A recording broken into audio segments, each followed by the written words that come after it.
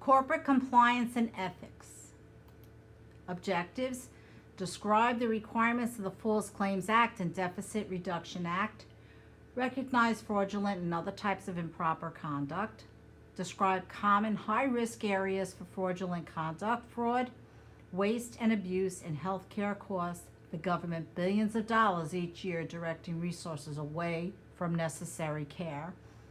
And the federal government has implemented measures to identify fraudulent practices among healthcare organizations.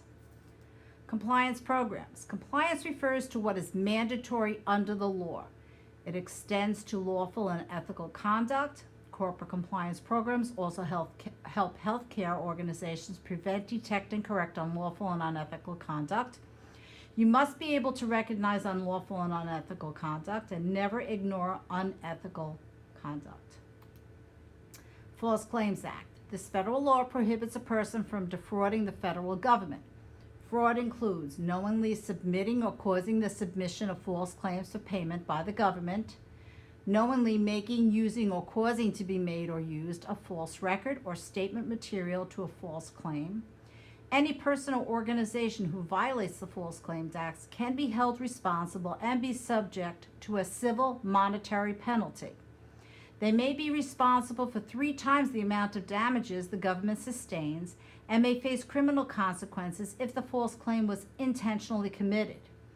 Any organization or person found liable for submitting or causing the submission of false claims can be excluded from participating in Medicare, Medicaid, and other government programs. You must investigate a potential problem. Whistleblowers. False Claims Act contains provisions that encourage people to expose fraudulent activity or poor quality of care to the federal government.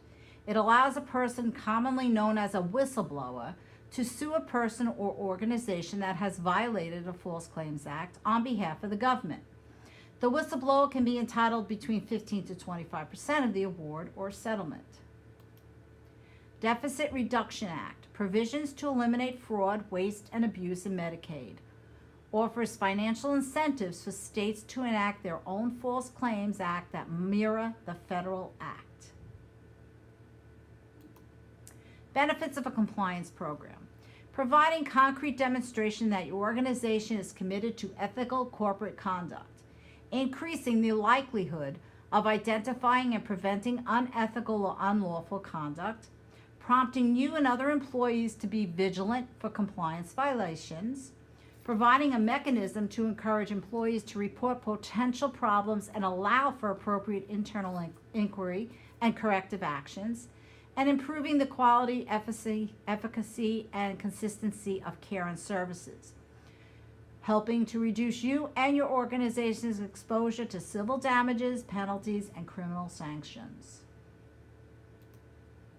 Elements of a compliance program: developing compliance policies and procedures, including standard of conduct, designating a compliance officer and committee, developing open lines of communication, conducting effective training and education, developing internal auditing and monitoring systems, enforcing standards through disciplinary guidelines, and responding to detected offenses through the development of a plan of correction.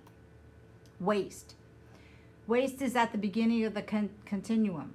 Waste is an unintentional overutilization, underutilization, or misuse of resources. It includes incurring unnecessary costs because of inefficient or ineffective practices, systems, or controls. Abuse. Further down the continuum of improper acts is abuse. Abuse covers practices that are inconsistent with sound fiscal, business, or medical practices, resulting in unnecessary cost, improper payment, or payment for services that fail to meet professional standards of care or that are medically necessary. Fraud. Far end of the continuum is fraud. Acting in a manner that knowingly deceives someone for financial benefit. Billing Medicare for persons covered by a third-party payer is fraudulent. Intentional deception or misrepresentation made by a person with the knowledge that the deception or misrepresentation could result in benefit to said person or another person includes violations of the False Claims Act. Anti-kickback statute prohibits healthcare organizations from giving or accepting kickbacks, bribes, rebates, or any other kind of payment made to arrange a deal that involves federal dollars.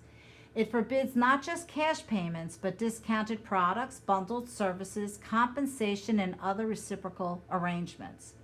Both the giving and receiving parties in an illegal arrangement are each liable. Prohibits the giving or accepting of payment for referrals of federally funded business. It applies to compensation of any kind, not just cash. Prosecution may lead to civil or criminal penalties, including fines and imprisonment. Violations of felonies and may result in prison and/or monetary fines. If you have a questionable offer from a vendor, talk to your compliance officer. Ethical conduct. Ethics are the standards of conduct that define what is morally right and wrong. Should I do this? Honesty, integrity, and compassion. Using ethics will help you make good choices in all types of situations. If your supervisor asks you to document something that did not take place, you must report the supervisor. Reporting compliance issues. Every employee is responsible for reporting any potential violation of an organization compliance policies.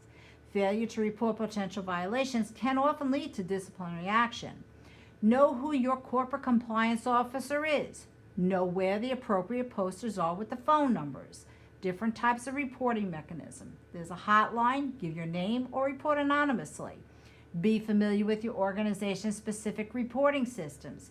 If you notice a coworker is consistently providing poor care, report the pattern of poor care using your organization's designated reporting system.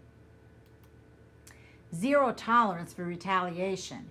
You cannot be retaliated against for honestly reporting a potential compliance violation in good faith. You can be subject to disciplinary action if you see a violation and fail to report it or engage in improper conduct. Risk areas. Monitor high-risk areas. Quality of care. Organizations provide substandard care and submits claims for payment to the government for that care. False claims. Ensuring that your organization is providing care and services according to industry and professional standards. Also, risk areas are gifts and documentation. Risk areas. Billing.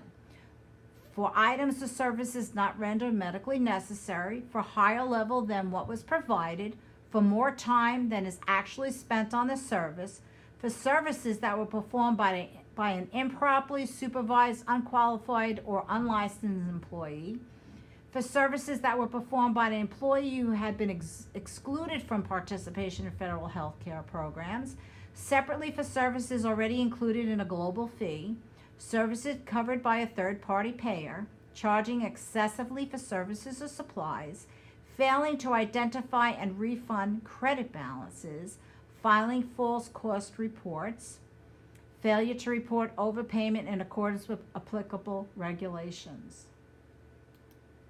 Documentation. If you document something that you did not do, then the claim that your organization submits care that was not rendered is fraudulent. You are responsible for documenting all care that you do. If it wasn't documented, it wasn't done. Gifts. A gift must be one you did not ask for and has a small market value, such as a coffee mug. Summary. Your organization compliance program is designed to prevent, detect, and correct unlawful and unethical conduct, specifically fraudulent conduct. You play a vital role in ensuring the effectiveness of your organization's compliance efforts. Your day-to-day responsibility may include compliance with legal and ethical principles. Always be on the lookout for potential noncompliance. If you see something that is not right, report it. Make sure that you are familiar with your organization's policies and procedures regarding legal and ethical conduct, and recognize responsibility in making sure your compliance program is successful.